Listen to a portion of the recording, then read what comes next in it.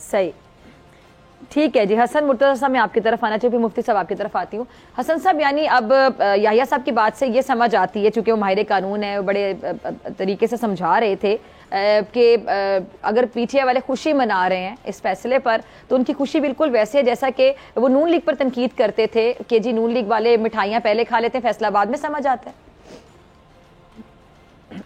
तो बहुत शुक्रिया जी। देखें, ये तो हमारे मुल्क में एक रिवायत रही है, जब भी कोई फैसला आता है तो उस पे फौरी जो रिएक्शन और रद्द-ए-अमल है वो सामने आ जाता है, और जब फैसला समझ आता है तो फिर उसके बाद वो गालियां शुरू हो जाती हैं।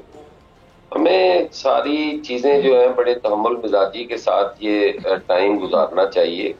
हम नहीं समझते कि इस वक्त हमें वो जमहूरी हकूक या इंसानी हकूक या वो दस्तयाब हैं। बिल्कुल इस वक्त जो मुल्क की सूरत हाल है वो शदीद गैर यकीनी सूरत हाल है, और अब भी आज भी जबकि स्क्रूटनी का अमल जारी है और हम इंतखाबात के जो हमारा दूसरा मरहला है उसमें हम दाखिल हो चुके हैं, इसके बावजूद अब भी लोग जब भी कैंपेन पे जाते हैं तो उनका पहला सवाल ये होता है क्या इलेक्शन हो पाएंगे, क्या 8 फरवरी को इलेक्शन होंगे।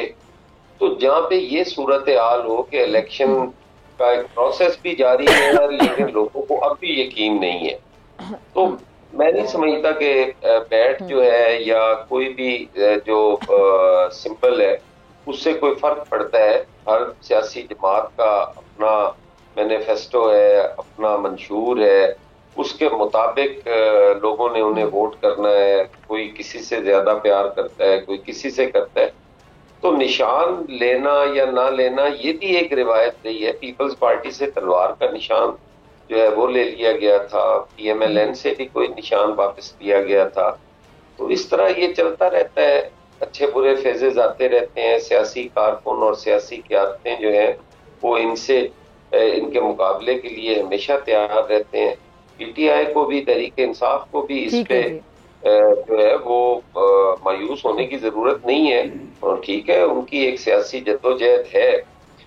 इंतहा पसंदी के अलावा तो इस मुल्क में हर आदमी को इजाजत होनी चाहिए कि वो अपनी सियासी और जमहूरी जो आजादी है वो उसको मिलनी चाहिए। ठीक है जी, ठीक है, ठीक है। हसन साहब, ये तो बड़ा दावा कर रहे हैं कि ये नवाज शरीफ साहब को भी हरा सकते हैं। मुफ्ती साहब बड़े कॉन्फिडेंट नजर आ रहे हैं।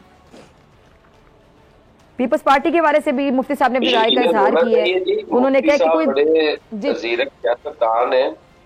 जी जी जी जी, मुफ्ती साहब बड़े जीरक सियासतदान है जी। वो बिल्कुल यकीनन और इसी अज़म के साथ ही इलेक्शन लड़ा जाता है। अगर ये कहा जाए कि जी हम फलां को तो हरा ही नहीं सकते, तो इलेक्शन किस तरह लड़ा जाएगा।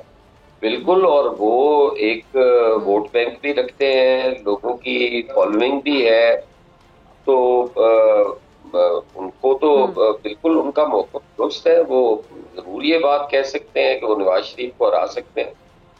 और वैसे भाई जी, नवाज शरीफ साहब को इतने पॉपुलर भी अब नहीं है कि उनको कोई नहीं हरा सकता, हराया जा सकता है उनको। और तो फिर आप लोग पहले से उनको सिलेक्टेड कह रहे हैं। हसन साहब, एक मिनट ठहरे, यहाँ से फिर आपकी एक तजाद राय। एक तरफ आप कह रहे हैं कि वो इतने पॉपुलर ही नहीं है कि उनको हराया नहीं जा सकता, एक तरफ आप लोग कह रहे हैं कि वो अगली हुकूमत आएगी उनकी।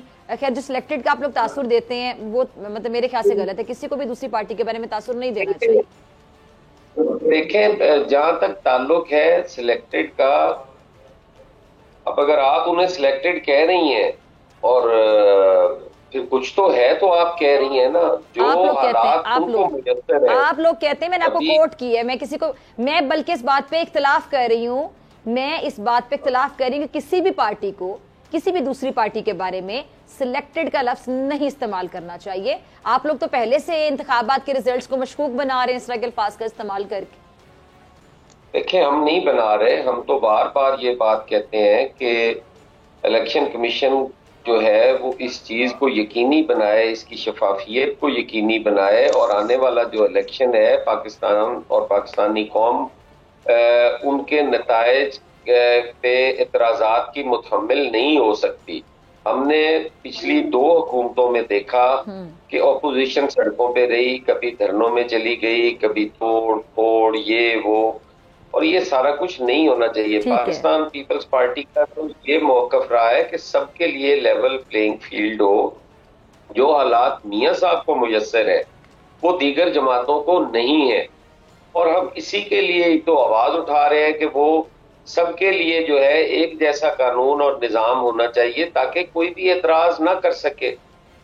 अगर कोई किसी को और हालात होंगे, किसी के बायोमेट्रिक्स जो है वो एयरपोर्ट पे हो रहे होंगे, जिसके मुकदमात जो है वो एक पूरी आर्जी हुकूमत कर रही होगी, तो लोग उस पर एतराज तो करेंगे कि ये क्या हो रहा है।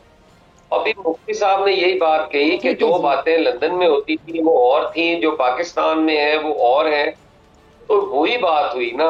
ये हालात जो है ये सबके साथ नहीं है, इस पे सारी जमातें इत्तेफाक करती हैं। तो इसीलिए हम कहते हैं कि शायद उनको कोई लाडला प्लस बनाने की कोशिश कर रहा है, ये बात है, और कोई नहीं। हम नहीं कहते, हमें तो पूरा भरोसा है कि हमारे इदारे जो है वो अपना आईनी किरदार अदा करेंगे, वो एक गैर मुतनाज़ा नतायज जो है वो कौम के सामने लाएंगे। हम तो बार बार ये बात कह रहे हैं।